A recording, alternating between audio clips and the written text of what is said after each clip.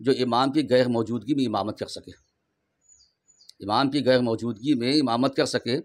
کم سے کم ایسا صدر ہونا چاہیے۔ اب ظاہر سی بات ہے کہ صدر تو آج کے دور میں مسجد صدر کیا تمام ٹرسٹیوں کا حال یہ ہے کہ ان کو وضو کرنے کا ڈھنگ نہیں ہے، اور کود پڑتے ہیں مسجد کے ٹرسٹ میں جانے کے لیے، صاحب کود پڑتے ہیں، جن کو استنجا کرنے کے مسائل نہیں معلوم ہیں، وہ مسجد کے ٹرسٹ میں وہ لوگ ہیں۔ تو یہ کیا دین چلائیں گے اور کیا امام کی قدر کریں گے؟ ان کا تو معاملہ یہ ہے کہ بس کسی طرح چل رہا ہے کہ ہم نے مسجد چلا لیا، ہم مسجد اور مدرسے کے ذمہ دار ہو گئے۔ آج کے اس دور میں ہم دیکھتے ہیں کہ کوئی اگر سے 5,000 10,000 کی بھی اگر سے جاب کرتا ہے تو یہ مہنگائی کے دور میں لگتا ہے کہ بھائی بہت کم ہماری سیلری ہے، لیکن جب ہم مسجدوں کے اماموں کی سیلری کی بات کریں، مؤذن کی سیلری کی بات کریں، تو مل رہا کیا ہے؟ خاص کر ناگپور شہر کی میں بات کروں گا، کچھ ایسی بھی مسجدیں ہیں جہاں کے اماموں کو 4,000 اور 5,000 روپے ملتے ہیں۔ اس وقت ہمارے ساتھ ہے مولانا عین الحق صاحب۔ تو حضرت سب سے پہلے ہم چاہیں گے آپ بتائیں کہ ایک امام کا اور ایک مؤذن کا مقام کیا ہے، درجہ کیا ہے ہمارے اسلام میں؟ امام اور مؤذن، امام کی حیثیت جو ہے ایک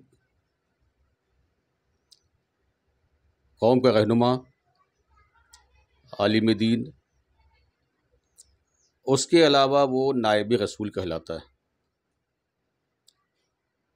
وہ نائب رسول کہلاتا ہے، اور پورے قوم کی ذمہ داری اسی پر ہوتی ہے۔ سب سے پہلے نبی کریم صلی اللہ تعالی وسلم کے بعد جو ہے منصب امامت پر حضرت ابوبکر صدیق فائز ہوئے۔ جب آپ فائز ہوئے تو اس کے بعد دوسرے دن آپ اپنا تجارت کا سامان لے کر بازار کی طرف جانے لگے، تو حضرت فاروق اعظم رضی اللہ تعالیٰ عنہ نے دیکھا، کہا کہ اب آپ اس کو بند کر دیجئے۔ تو آپ نے فرمایا کہ بھئی میرے بال بچے کیا کھائیں گے، میرے گھر کے اخراجات کہاں سے چلیں گے؟ تب انہوں نے جو ہے تو صدیق اکبر کے لیے تنخواہ کا انتظام کیا۔ اس کی تفصیلوں میں نہیں جاؤں گا، مگر یہ ہے کہ جب اس کا انتظام کر دیا گیا تو اس وقت کے لیے ان کے لیے اتنا کافی تھا۔ تو کم از کم امام اور مؤذن یہ دونوں کی تنخواہ اتنی ہونی چاہیے کہ وہ اپنے گھر کے اخراجات ذمہ داری پوری کرنے کے بعد خوشحال رہ سکیں، وہ کسی کے محتاج نہ رہیں۔ جیسا کہ ہم آج کے دور میں دیکھ رہے ہیں کہ امام کم تنخواہ ہونے کی وجہ سے گلی گلی اور گھروں گھر جاتا ہے، لوگوں کے بچوں کو پڑھاتا ہے، ٹیوشن پڑھاتا ہے، کسی طرح وہ اپنا وقت گزارتا ہے اور اپنے بال بچوں کا اخراجات پورا کرتا ہے، تعلیم ہے، کھانا پینا ہے، کپڑے لگتے ہیں، ساری چیزیں ہیں۔ پھر بھی اس کے باوجود جو ہے تو اس پر تنقید کی جاتی ہے کہ اب کھا کر بہت موٹا ہو گیا ہے، بہت زیادہ کھا لیا ہے، بہت پیسے والا ہو گیا۔ اس طرح سے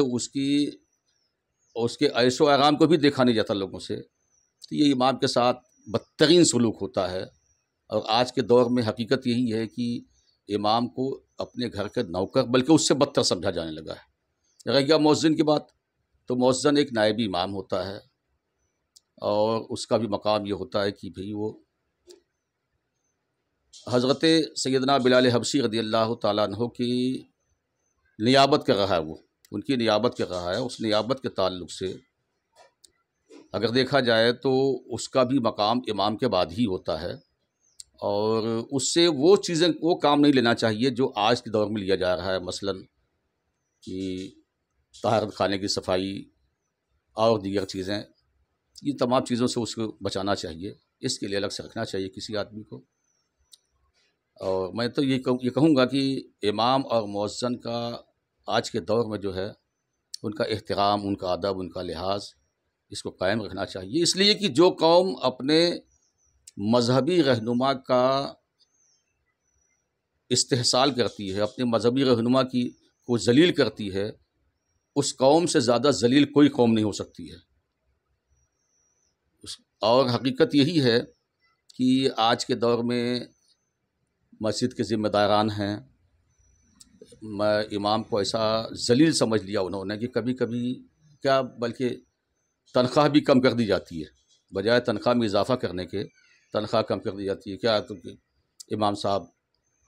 مہینے میں 4 ناگہ کرتے ہیں، مہینے میں امام صاحب سے 4-5 ناگے ہو گئے، 4 دن فجر میں نہیں آئے، 2 دن فجر میں نہیں، اس لیے امام کی تنخواہ کم کر دی جائے، یہ سب کہہ کر کے جو ہے تو اس کی تنخواہ کم کر دی جاتی ہے،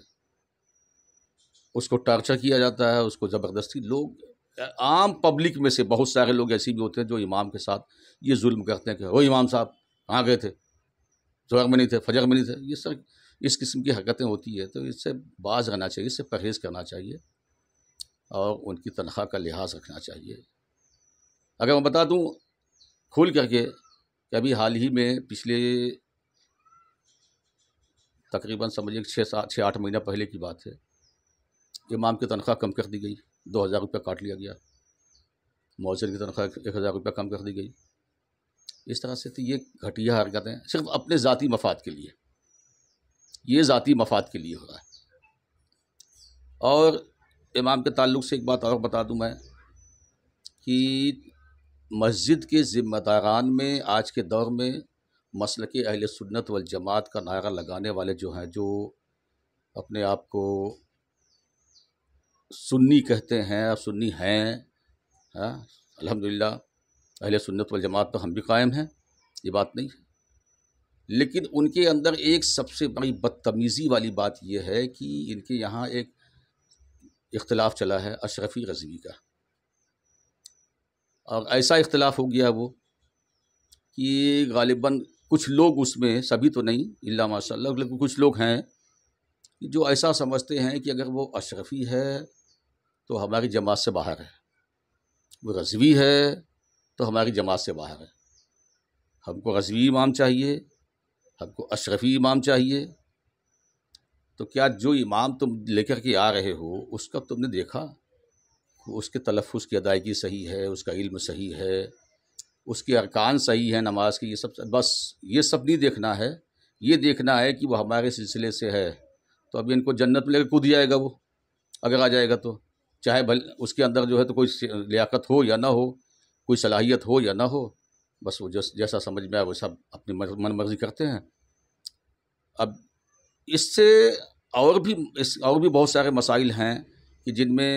اماموں کے ساتھ جو ہے بدتمیزی اور بدسلوکی کی جاتی ہے، اسی بنیاد پر کہ وہ ہمارے سلسلے کا نہیں ہے،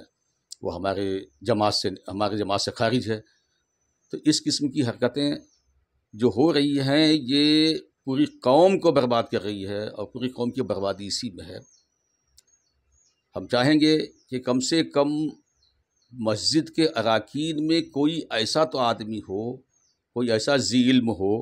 کہ جو مسئلے مسائل کو سمجھ سکے، اور حقیقت یہ ہے کہ مسجد کا صدر وہ ہونا چاہیے جو امام کی غیر موجودگی میں امامت کر سکے،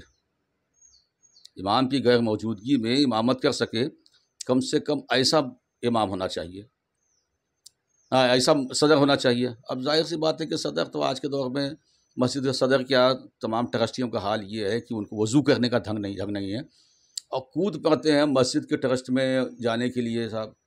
کود پڑتے ہیں، جن کو استنجا کرنے کے مسائل نہیں معلوم ہیں، وہ مسجد کے ٹرسٹ میں وہ لوگ ہیں، تو یہ کیا دین چلائیں گے اور کیا امام کی قدر کریں گے؟ ان کا تو معاملہ یہ ہے کہ بس کسی طرح چل رہا ہے کہ ہم نے مسجد چلا لیا، ہم مسجد اور مدرسے کے ذمہ دار ہو گئے۔